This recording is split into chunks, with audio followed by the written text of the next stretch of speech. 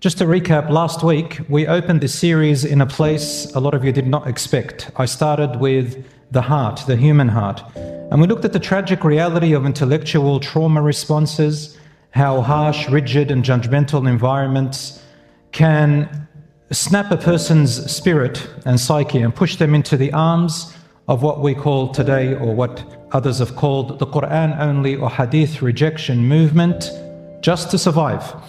And I validated that pain, and we established that a religious hypocrite who weaponizes the religious texts, whether it's Quran or Hadith, does not represent true merciful sanctuary of the Sunnah, which means the way of the Prophet Muhammad ﷺ. But once we had healed the heart, true logic demands that we protect the mind. Last week was about the heart, and tonight, in the next 3 lectures in this series, we are going to protect the what? The mind.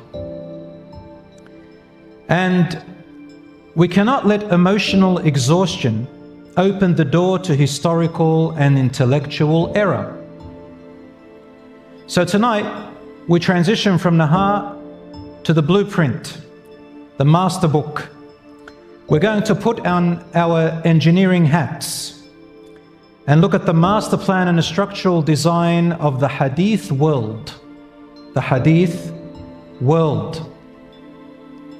We're going to look at what I call the source code, right down to the actual CPU, right to the brain of Islam from absolute scratch. So my brothers and sisters, before we dive into it, I just need to take exactly 2 minutes to lay out the map of what we're going to talk about, how we're going to talk about it, and why. So first of all, let's answer the question, what are we talking about tonight? Tonight, brothers and sisters, we are going to unpack a major silent conversation happening right now across your social media feeds. If you scroll through TikTok, Instagram or YouTube Shorts, you're going to find a rapidly growing modern movement who call themselves the Quranists, or what people call the Quran only or the Hadith rejection trend. Usually we don't need to talk about something like that because it's already established. But unfortunately, brothers and sisters, every now and then we get ignorant people who are emotionally charged, who just come out of nowhere and they bring things that have already been dealt with. It's very clear in the Quran, very clear in Islamic teachings, but unfortunately it requires us to start from scratch and be careful that the young, brilliant minds do not get sucked into it, because you will lose 3/4 of your religion. These are people who are the Quranists or Hadith rejectors. Essentially, they are a group of people who are claiming that to be a true logical Muslim, you must completely throw away all historical traditions, all books of history, and all records of the Prophet Muhammad ﷺ, and rely strictly on the pages of the Quran alone. It sounds spiritual and nice, doesn't it? But Islam does not work that way, and you cannot follow Islam with the Quran only. We're going to explain that. Why am I talking about this, you might ask? Because, brothers and sisters, this trend is highly attractive. It's highly attractive to the desires and to the psychology and the wants of especially young people who live in the West, especially to the Western mind who is influenced by the Western language. And it's confusing a lot of the brilliant minds, as I said, and they go by the slogan, or they use catchy slogans like, Islam is logical.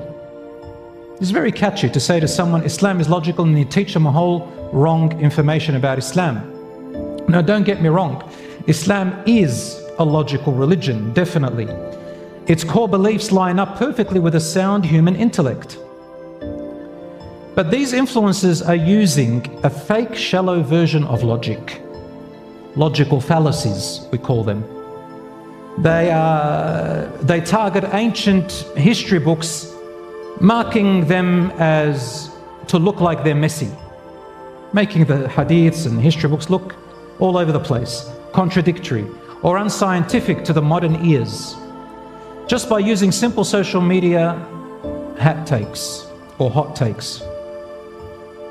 If you're a young Muslim, you might feel confused or defensive when you see these online videos. If you are a university student, you might start to wonder if your history is actually reliable. And if you are a non-Muslim listening tonight, you might wonder, how do these Muslims follow their religion when it seems like there is an internal civil war happening between them about the authenticity of their own religion? My dear brothers and sisters, we are here to clear up the confusion and show you that traditional Islam is not a game of 1,400-year-old Chinese whispers. It is a highly sophisticated, deeply intellectual system. And how am I going to address this? In the following ways. I give you my promise tonight, since this is a very heavy topic, there will be no confusing jargon. You don't need a PhD in classical Arabic or a degree in ancient history to understand me tonight, inshallah. We're going to treat it like we are examining a story. We're going on a story journey. And you and I are going to build a building together. So tonight, inshallah, let's call it Lecture 1. We're going to look at the master plan and the structural design of the Hadith world. How's it made up? How can we trust it? We will define from absolute scratch exactly how the Islamic system works. What are our primary and secondary sources? Like, what are our sources to learn our religion? They're called primary and secondary. I'm going to introduce that to you. And the fascinating history of how